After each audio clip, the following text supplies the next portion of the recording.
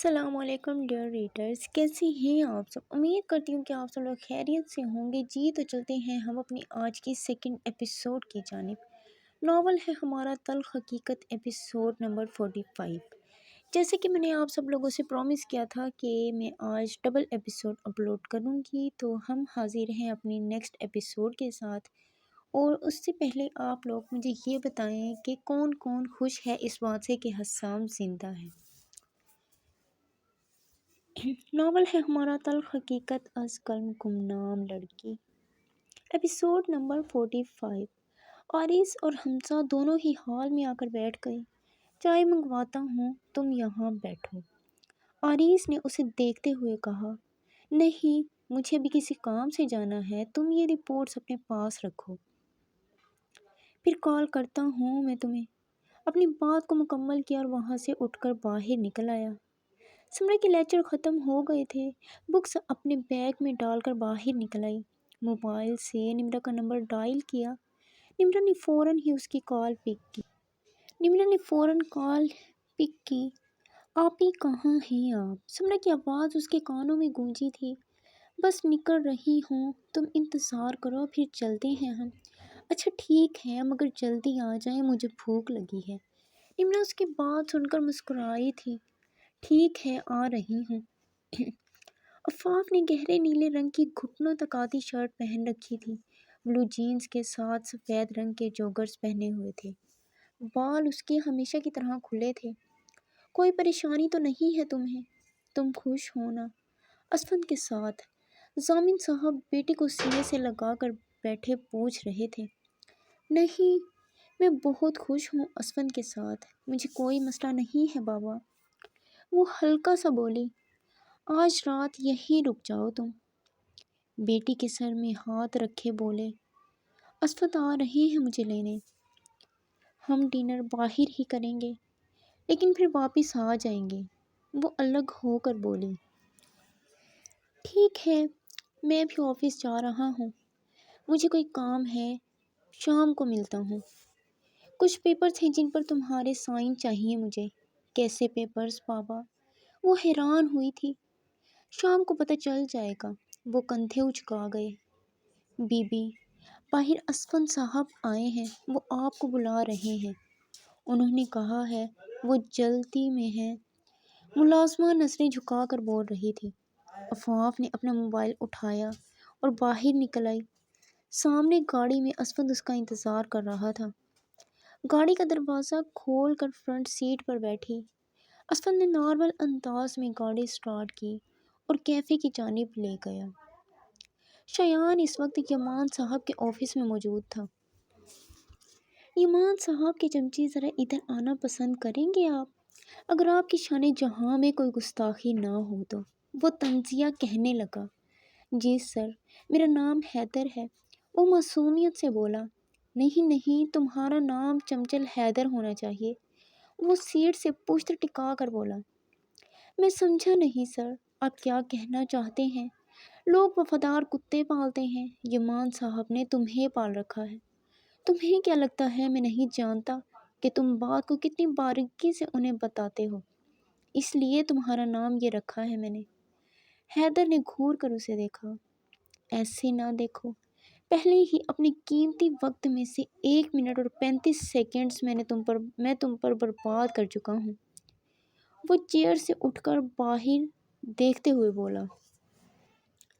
میں جا رہا ہوں، اپنے باس کو بتا دینا میری آمد کا، وہ آفس کے دروازے پر ہاتھ رکھ کر کہنے لگا۔ مگر سر نے کہا تھا کہ آپ آئیں تو آپ کو کہنا ہے، ان کے آنے تک آپ ان کا انتظار کریں۔ شایان نے ایک نظر گھڑی کو دیکھا۔ پورے 2 منٹ میں یہاں بیٹھا رہا ہوں۔ تمہارے باس کو وقت کی قدر نہیں ہے، جنہیں وقت کی قدر نہ ہو ان کے ساتھ میں کام نہیں کرتا، وہ پرسکون ہوتے ہوئے بولا۔ میرا یہ پیغام دے دینا انہیں۔ شایان نے دروازہ کھولا اور باہر نکل گیا۔ شایان سیڑھیوں سے نیچے آیا۔ یمان صاحب لفٹ سے نکل کر اپنے آفس کی جانب آئے اور آتے ہوئے حیدر کو آفس آنے کا اشارہ کر دیا تھا۔ اندر آ کر گھڑی پر ٹائم دیکھا تو 11:02 تھے۔ حیدر کے ہاتھ میں 2 فائلز تھی، جو اس نے ٹیبل پر رکھی۔ حیدر، وہ شایان آیا ہوگا، اسے بلا لو، میٹنگ کا ٹائم ہونے والا ہے، وہ مصروف انداز سے بولے۔ سر وہ تو چلے گئے ہیں، حیدر نے ہلکا سا کہا۔ کیا مطلب؟ کہاں چلا گیا؟ یمان صاحب حیرت سے پوچھنے لگے۔ سر وہ کہہ رہے تھے کہ جن لوگوں کو وقت کی قدر نہ ہو وہ ان کے ساتھ کام نہیں کرتے۔ حیدر معصومیت سے بولا۔ کیا؟ یمان صاحب کا منہ کھل گیا۔ وہ آیا کب تھا؟ وہ غصے کو سائڈ پر کرتے انہوں نے دوسرا سوال کیا۔ 10:59 پر وہ آپ کے آفس میں تھے۔ اور گیا کب؟ انہوں نے اگلا سوال کیا۔ 11:01 پر وہ چلے گئے تھے۔ حیدر نے ایک ایک منٹ کا حساب دیا۔ اس نے بس 2 منٹ انتظار کیا تھا، اور وہ 2 منٹ میں اندازہ لگا گیا کہ مجھے وقت کی قدر نہیں ہے۔ وہ اپنے غصے کو ضبط کیے بولے۔ نہیں سر، انہوں نے آپ کا انتظار 1 منٹ 35 سیکنڈ کیا تھا، اس کے بعد وہ آفس سے نکل گئے تھے۔ حیدر نے وقت کی نوعیت کو بیان کیا۔ اسے فون کرو اور واپس بلاؤ، انہوں نے حیدر کو حکم دیا۔ سر انہوں نے کہا تھا ان کو کال نہ کی جائے، ان کے پاس فضول وقت نہیں ہوتا۔ یہ حیدر کی چمچہ گیری کا آخری داؤ تھا۔ یمان صاحب نے ٹیبل سے پانی کا گلاس اٹھایا اور ایک ہی سانس میں سارا پی گئے۔ نمرا اور سمرا دونوں ہی اس وقت لاہور کے ایک کیفے میں بیٹھی تھیں۔ سمرا نے اپنے لیے کپ کیکس آرڈر کیے تھے، نمرا نے بس چائے آرڈر کی تھی۔ دونوں ہی کیفے کے کارنر والی ٹیبل پر بیٹھی تھیں۔ کیفے کا پرسنل ہال بک کروایا گیا تھا، جہاں ایک خوبصورت سی سجاوٹ کے ساتھ کینڈل لائٹ ڈنر کا انتظام کیا گیا تھا۔ نمرا اور سمرا نے چائے ختم کی اور بل دے کر باہر نکل آئی۔ کیفے کے باہر نمرا کا ٹکراؤ لڑکے سے ہوا۔ عفاف اور اسفند گاڑی سے باہر نکلے۔ دونوں کی نظر نمرا پر پڑی اور ساتھ کھڑے لڑکے پر، جو اس سے معذرت کر رہا تھا۔ اسفند نے اسے نظر انداز کرتے ہوئے قدم آگے کی جانب رکھے۔ ان کے قریب آتے ہی اس کی نظر لڑکے پر پڑی تھی۔ یہ وہی لڑکا تھا جس کی تصویر تھی نمرا کے ساتھ۔ ارے واہ، اب تو عشق معشوقی سرعام ہو رہی ہے۔ اس کا طنز نمرا پر تھا۔ نمرا نے اپنا ہاتھ سمرا کی کلائی پر مضبوط کیا اور آگے کی جانب قدم رکھا۔ کیا ہوا؟ ہمت نہیں ہے نظریں ملانے کی؟ ارے ملاؤ گی بھی کیسے، کام ہی ایسا کیا ہے۔ سر آپ غلط سمجھ رہے ہیں، لڑکے نے وضاحت دی۔ تم چپ کرو، پہلے یونیورسٹی میں اور اب یہاں۔ اسفند کی بات سنتے ہی وہ حیران ہوا تھا۔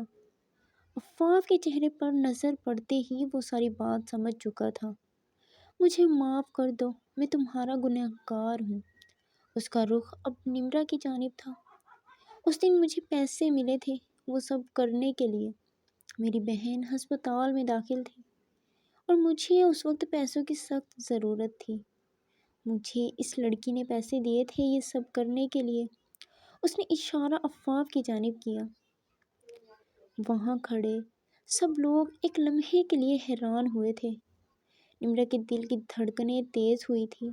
اتنا بڑا سچ اس کے سامنے تھا۔ آخر کار اس کے کردار پر ندامت کا داغ ختم ہوا تھا۔ اسفند کا وجود ساکت ہوا تھا۔ تمہارا دماغ خراب ہے کیا؟ عفاف غصے سے چیخی۔ تم مجھ پر کیسے الزام لگا سکتے ہو؟ اسفند میں اسے نہیں جانتی۔ میرے پاس ثبوت ہے اس بات کا۔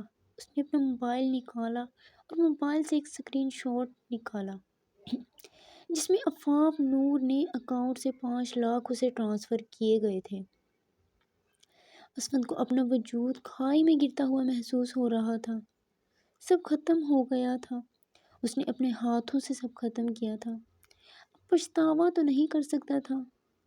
نمرا نے سمرا کی کلائی کو تھاما اور وہاں سے نکل آئی۔ آج کتنا بڑا بوجھ اس کے دل سے اترا تھا۔ اس کے کردار پر لگا داغ ختم ہوا تھا۔ بے شک عزت اور ذلت اللہ پاک کے ہاتھ میں ہے۔ اسفند کے لب خاموش تھے، وہ کچھ نہیں بولا تھا۔ عفاف کی نظریں ابھی بھی اسفند پر تھیں۔ میں نے اس وقت آپ سے پیسے لے کر اپنی بہن کے علاج کے لیے جمع تو کروا دیے تھے، مگر میں اپنی بہن کو نہیں بچا سکا۔ میں کیسے کسی کی بہن کی زندگی پر بدکرداری کا داغ لگا کر اپنی بہن کے لیے سکون مانگتا۔ اس نے اپنی بات مکمل کی اور وہاں سے نکل گیا۔ عفاف نے اپنا ہاتھ اسفند کے بازو پر رکھا۔ اسفند پلیز میری بات سنیں، مجھے آپ سے محبت ہے۔ میں جھوٹ نہیں بول رہی۔ اسے یہ سب نمرا نے کہا ہوگا، وہ نہیں چاہتی ہم دونوں ایک ساتھ خوش رہیں۔ عفاف بولتی جا رہی تھی۔ اچانک اسفند نے اس کا ہاتھ جھٹکا۔ بس کر دو، اور کتنا جھوٹ بولو گی تم اس حد تک گر جاؤ گی، مجھے امید نہیں تھی۔ اسفند کے کھٹکنے پر عفاف کے قدم لڑکھڑائے تھے۔ اسفند اپنی گاڑی کی جانب واپس پلٹا۔ عفاف بھی اس کی جانب لپکی۔ نمرا اور سمرا دونوں گھر پہنچ گئی تھی۔ نمرا بہت ہلکا محسوس کر رہی تھی، مگر آنکھوں سے آنسو بہنے لگے تھے۔ اس کے کردار کو داغدار کرنے والے اس کے اپنے تھے۔ کسی نے خوب کہا ہے، غیروں سے زیادہ گہرے زخم اپنے دیتے ہیں، اپنوں کے زخم لا علاج ہوتے ہیں۔ اسفند نے گاڑی روکی اور بغیر کچھ کہے باہر نکلا۔ عفاف نے ایک نظر اس ستمگر کو دیکھا اور باہر نکل آئی۔ اسفند لمبے لمبے ڈھک بھرتا داخلی دروازہ عبور کرتے ہوئے اندر داخل ہوا۔ ضامن صاحب اس وقت ملک ہاؤس میں موجود تھے۔ کل مسٹر اور مسز ملک نے جانا تھا، تو آج رات انہوں نے کھانے کا پروگرام بنا رکھا تھا۔ اسفند کے پیچھے ہی عفاف بھاگتی ہوئی داخل ہوئی۔ پلیز میری بات سن لے اسفند، میں تم سے عشق کرتی ہوں، میں مر جاؤں گی تمہارے بغیر، تم مجھ سے یوں منہ نہیں موڑ سکتے۔ وہ سسکتے ہوئے بولی۔ تم ایک خود غرض لڑکی ہو جو کسی سے محبت نہیں کر سکتی، تمہیں بس خود سے محبت ہے۔ اسفند حلق کے بل چیخا۔ وہ جھوٹ بول رہا ہے اسفند، یہ سب نمرا نے کیا ہے، اسی نے ہم دونوں کو الگ کرنے کی کوشش کی ہے۔ عفاف نے بآسانی سارا الزام اس پر ڈال دیا تھا۔ شٹ اپ، کتنا کرو گی اور تم، کتنا گرو گی تم، اور کیا رہتا ہے؟ میں اسے چھوڑوں گی نہیں، اس نے تمہیں مجھ سے چھیننے کی کوشش کی ہے اسفند، میں اس پر بدکردار لڑکی کو نہیں چھوڑوں گی۔ خبردار، جو اب اسے بدکردار کہا، میں برداشت نہیں کروں گا۔ میں کہوں گی، 1000 بار کہوں گی، میں اسے زندہ نہیں چھوڑوں گی۔ دونوں کا شور سن کر سب لوگ حال میں آئے تھے۔ اسفند کیا ہوا ہے؟ احمد ملک نے گھور کر پوچھا۔ انکل دیکھیں نا، یہ اس بدکردار لڑکی کے لیے مجھے چھوڑ رہے ہیں۔ تمہارا دماغ خراب ہے کیا؟ تم ہوتے کون ہو میری بیٹی کو چھوڑنے والے؟ ضامن صاحب نے اسے گریبان سے پکڑا۔ اسفند نے گہری آہیں بھری۔ تم ابھی کے ابھی یہاں سے نکلو، میں تم جیسی لڑکی کے ساتھ نہیں رہ سکتا، تم مجھے ایسے نہیں نکال سکتے، میں بیوی ہوں تمہاری۔ عفاف بھی مقابل ہوتے ہوئے چیخی۔ اگر ایسی بات ہے تو ٹھیک ہے، آج میں تمہیں ہر رشتے سے آزاد کرتا ہوں۔ عفاف نے حیرانگی سے اسے دیکھا۔ کا کیا مطلب ہے؟ میں اسفند ملک اپنے پورے ہوش و حواس میں، عفاف ضامن قریشی، تمہیں طلاق دیتا ہوں۔ نہیں اسفند، میں مر جاؤں گی، میرے ساتھ یہ ظلم نہ کریں۔ ضامن صاحب بیٹی کی جانب لپکے تھے۔ بابا اسے بولو مجھے طلاق نہ دے، مر جاؤں گی، وہ التجا سے بولی تھی۔ میں اسفند ملک اپنے پورے ہوش و حواس میں، عفاف ضامن قریشی، تمہیں طلاق دیتا ہوں۔ یہ اسفند کا بولا ہوا دوسرا بول تھا۔ عفاف کے قدم لڑکھڑائے تھے، وہ لڑکھڑاتے قدموں سے پیچھے ہوئی۔ شیشے کا گلاس ٹوٹ کر زمین پر بکھرا تھا۔ میں اسفند ملک اپنے پورے ہوش و حواس میں، عفاف ضامن قریشی، تمہیں طلاق دیتا ہوں۔ عفاف کے پاؤں کانچ سے زخمی ہوئے تھے، وہ وہیں اسفند کے قدموں میں بے ہوش ہو گئی۔ ضامن صاحب بیٹی کو اس حال میں دیکھ کر اس کی جانب بھاگے کہ قسمت ایسی ہوتی ہے، ابھی کل تو نکاح ہوا تھا اور اگلے دن ہی طلاق دے دی گئی۔ سمجھ نہیں آ رہا تھا اس نے ظلم کیے ہیں یا آج اس پر ظلم ہوا تھا۔ ضامن صاحب نے بیٹی کو بازوؤں میں اٹھایا اور گاڑی میں ہسپتال لے گئے۔ چٹاخ! ایک زوردار تھپڑ احمد ملک نے بیٹے کے چہرے پر مارا تھا۔ کیا ہم دونوں نے تمہاری یہی تربیت کی ہے؟ تم لوگوں کی بیٹیوں کی زندگیاں تباہ کرو۔ خدا کا شکر ہے اس ذات نے مجھے بیٹی سے نہیں نوازا، ورنہ تمہاری غلطیوں کا ازالہ اس کی صورت میں ہوتا۔ میں اپنے دوست سے نظریں ملانے کے قابل نہیں رہا، اور آج اس بچی کی حالت۔ نئی نویلی دلہن تھی وہ۔ اسفند خاموش تھا، وہ کچھ نہیں بولا تھا۔ اب خاموش کیوں ہو؟ کچھ پوچھ رہا ہوں۔ اسی کے ساتھ ہماری آج کی ایپیسوڈ یہاں اینڈ ہوتی ہے، اور امید ہے کہ آپ سب لوگوں کو ایپیسوڈ پسند آئی ہوگی۔ کون کون اس بات سے ایگری کرتا ہے کہ عفاف نور کے ساتھ ٹھیک ہوا ہے، یا کون کون کہتا ہے کہ عفاف کے ساتھ یہ نہیں ہونا چاہیے تھا؟ مجھے آج عفاف نور کے کریکٹر کو لکھتے ہوئے تھوڑا بہت افسوس ہو رہا تھا کہ نہیں، ایسا نہیں ہونا چاہیے، لیکن پھر بھی کہانی تھی، لکھنی تھی یہ ایسے۔